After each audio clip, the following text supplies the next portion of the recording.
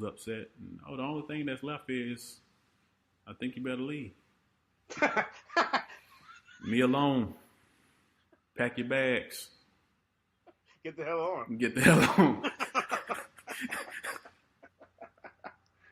Because I mean, people don't really mean that. They just saying that right then in that moment. Like they give you that leeway in that moment because they don't want, they don't want it to end poorly. But you done made that decision. And you're gonna come back around to it, and the answer's gonna be the same. So let's not drag it out. But no, I'm not having that shit, man. I done worked too hard to be who I am, and most importantly, to have, the type of personality and friends and family around me to build me into who I am. To have what I have to offer. And I mean purely personality-wise, understanding-wise, intelligence-wise. And then on top of that, I've been able to establish myself who I am. And that shit ain't easy. Like, it's just not easy. So, yeah. With that being said, you better be bringing shit. If I'm building the motherfucking table, the chairs, providing the silverware and plates, your ass better be cooking one hell of a dinner. So... At least you do is make some fucking sides if I'm making the ribs. Yeah, exactly. Like, and if that can't be done, then you can eat by yourself. I'm Gucci with that. But I mean, I say that because I feel like too many people get into compromising on stuff that they know they don't want to compromise on, and then they're resentful for it 5-10 years into a marriage, and the shit come up. And that is a life best practice. That's not even just a relationship best practice. Whether it's your job or your relationship, check people on what you on your worth. If you feel this is what you're offering and what you should get in return, and be honest, absolutely honest with yourself about what you're offering when you do it, shit, and check their ass. Just check them. Get what you deserve based on what you got to offer. And if you batting outside of what you got to offer, well above your batting range, then you need to keep your ass in the dugout every time. Understand that you're not, you're not a home run hitter. You're not even a fucking pinch hitter. You might be a runner, but besides that, just understand your worth and be okay with that shit, man. Sometimes you gotta understand that the person that you want to be with might not be the best person for you. And yeah, that is absolutely true. And you know what? I'll toss one caveat on that though, because that's another reason that's saying, some people make you want to be a better man or a better woman. There are people that have been, out of my league in some areas, not overall, but there's some areas of life where they was doing things where I was like, that's dope. You know what? So you know what I'm about to do? I'm about to grind. I'm about to grind because they make me want to grind. That energy and stuff that they're doing makes me want to get to that point. But if that's the case, and I'm like, all right, damn, they doing this shit. But you know what? Fuck it. I ain't going to do shit. Then if I get my ass handed to me, I get my ass handed to me. That's how it happens sometimes, though. It does. So everybody doesn't have to be a perfect fit, If you want to be a better person, it still has to be because you want it for yourself, but you needed that person. Maybe you needed the motivation. The motivation. That's it. Like you wanted to be that person, but that motivation drives you to be that person. Like it's not going to last if you're doing it solely for someone else. Not at all. Because it's always the saying, like, it's easier to get there than it is to stay there. Yeah. So you could change yourself to be something or someone else, but like maintaining that person is a whole other proposition if you're not committed to it, because eventually it's gonna kill you trying to keep it up. I think for me, and I always say this, the thing for me is the energy. Like certain people just give off different energy, and you come across people whose energy is so positive and it might be so motivating where it's like, all right, you know what? I can do some shit on the next level. And you go out and do that. And it's not because of them as much as it is because that light bulb went off from the energy they give off and what they're doing. And I look at that also like even with how we are around each other as a group. Like when we all get together as a group, it's like shit. Everybody in the group is popping off doing something. Mm-hmm. And we go out and achieve stuff, and it's almost never in the same area. It's just that the fact that the energy in the group is so positive that it makes you want to excel in the things that you are doing. It's not like, all right, I want to go and do these things like what they're doing. I want to do these things that I'm doing that much better. the energy is kinetic. Yeah. It's motivating, and it's not, and it's like it's real. I guess soothing because there's not pressure there's no pressure that's come along with it. Yeah. It's just full of encouragement and support and love. That's it. It's not competitive. It's just it's pure. Yeah, it's like I know the things you want to accomplish, and I know the things you want to do. Now let's brainstorm how we can get each other there. Yeah. That shit is And if it's required. anything that we can do to help as a collective, let's do that. Let's discuss. Let's brainstorm it. And that's the other big thing right there. Well, exactly what you said. How can I help? And that shit is across the board because I do that with everybody, whether it's my friends or relationships or my son, whatever. I'm like, all right, what can I do to get you to the next level? How can I contribute to getting you closer to your goal? And that shit is noticeable because I know who contribute to my success and who don't. Mm-hmm. And it's one of them things that you notice without noticing it, and it becomes so apparent because I think it's dangerous, honestly, for me in the aspect of the fact that we're so much like that. Like we don't have a single conversation where we're not checking in on, what are you up to, who you done shot lately, or what you're creating. Like it's just a natural part of our conversation.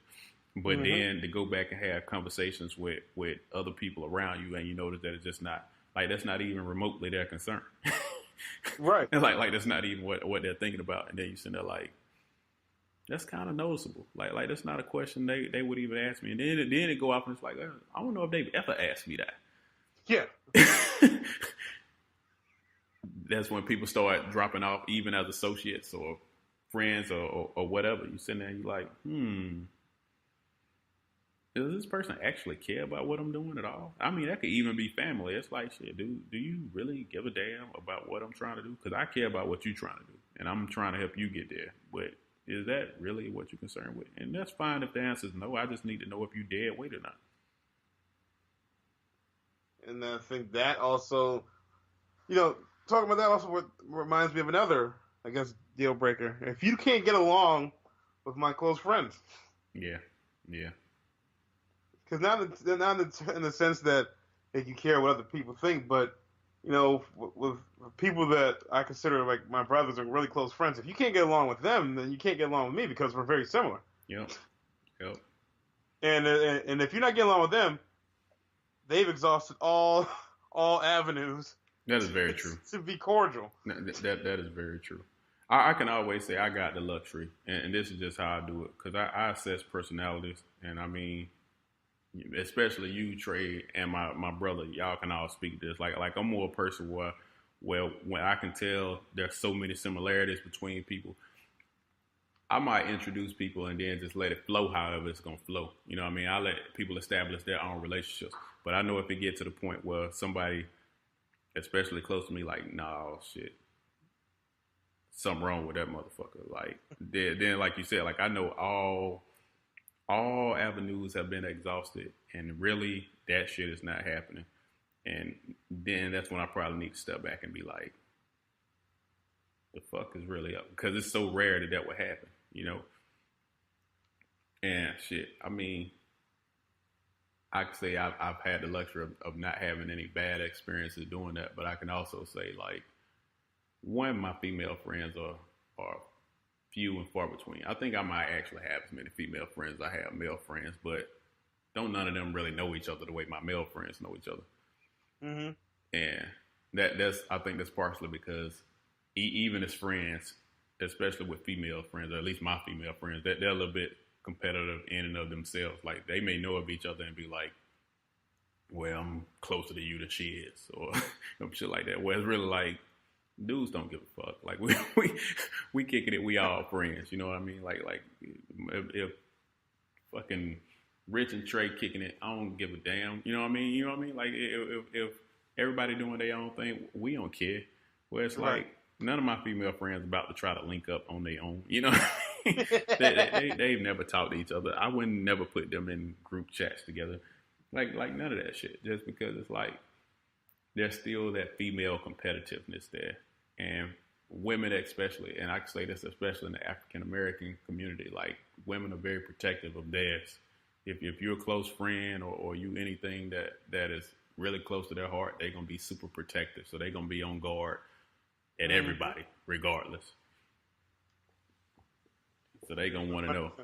So it's kind of like I appreciate it and I like it, but at the same time, it's not the same way it is with my male friends. And when I bring anybody from the outside of either of those circles into the circle, and shit, anybody, and especially not multiple people, that would be like, I don't know, yeah, you might have failed.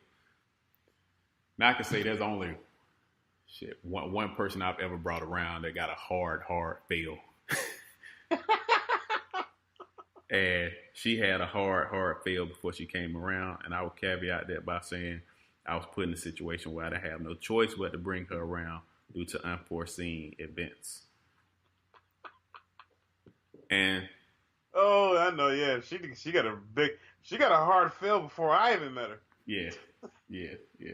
So the prime example. So I mean, like, yeah, she got a super hard fail, and the source of that hard fail is a real hard fail because it's hard to hard fail with her. Yeah, it's crazy hard to fail with that one. So it's like when you get a hard fail like that, and prime example. So I can say this with full honesty. And if you get a hard fail, ain't no saving that. And you saw very shortly after that, extremely shortly after that, there was a hard dismiss on that one. Because I just don't play like that. Like, I ain't about to be sitting up in no wedding, and there's people sitting there that I know can't stand you that's close to me. Like, no.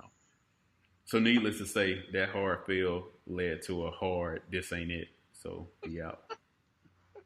A hard, get your shit out. Yeah, a hard, I think you better leave. And it's rare that I do it in that way. I am very direct in breakups, you know. If you get a, we need to talk text message from me, and things ain't been exactly good, you know what's coming. Like, I'm not even going to sugarcoat it because I want people to understand what's coming. But in that case, it wasn't even like that. It was a very direct in person, be the fuck out. That's life sometimes, though, man. Oh, yeah. Hey, I can't even say that was necessarily a negative experiences. That there was negative experiences with that person, but overall, it was kind of just like, man, this is what it is. Yeah, because that just wasn't the one. Yeah. So it was kind of like, man, so be it. but yeah, man, like that's, I can't even say that's a standard. That's just kind of a given. I don't even think, like, even with you having that as a caveat, like, I think that is kind of a given. It's just like, close friends are gonna be close friends. So I think on a future episode we'll probably explore how close friends deal with serious relationships and marriages, and that'll be a good one to explore right there. We have to bring some more people in on that one too. I think we'll need a female perspective on that as well. Yep, that we will. I think that's a good time. That's a good place to end. This is like a long episode, I think. You know, we had to dust off the old vocal cords and get back to running our shit. I think I recommend everyone, you know, that listens to this, go see Us. If you haven't seen it, if you've already seen it, go see it again. Support Black filmmakers. Absolutely. And you know, thank y'all for joining us, and looking forward to the next time. You can find me on Instagram at IamSoleaddicted. I'm so addicted. And you can find me out here creating.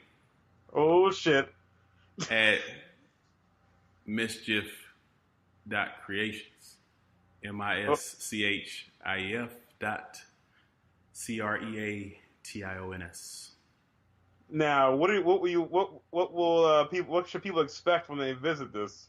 You know, dope videos, Me just creating stuff, having fun, doing what I do. I like creating. Some people know that seen my vacation videos. Some do not.